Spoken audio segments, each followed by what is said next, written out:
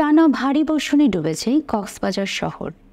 সৈকত এলাকার hotel resort cottage জোনে জলাবদ্ধতা দেখা দেওয়ায় বিপাকে পড়েছেন পর্যটকেরা।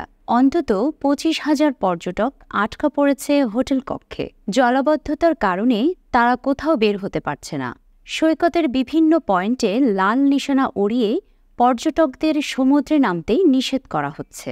গত 50 বছরে শহর জুড়ে এমন জলাবদ্ধতা দেখেননি জানিয়ে কক্সবাজার হোটেল গেস্ট হাউস মালিক সমিতির সভাপতি আবুল কাশিম শিকদার বলেন, অপরিকল্পিত সড়ক উন্নয়ন, ঠিকমতো নালা পরিষ্কার না করা এবং শহরের পাহাড় নিধনবন্ধন না হওয়ায় এমন জলাবদ্ধতার সৃষ্টি হয়েছে।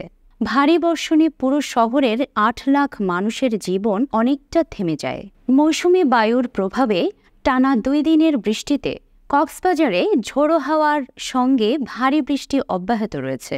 আবহাওয়া অফিস বলছে, এই 2 দিনে কক্সবাজারে রেকর্ড বৃষ্টি হয়েছে। এতে পর্যটন শহর কক্সবাজারের প্রায় 90% এলাকায় জলাবদ্ধতা দেখা দিয়েছে। এছাড়া পানিবন্দী হয়ে পড়েছেন টেকনাফ ও উখিয়ায় অন্তত 100 গ্রামের মানুষ।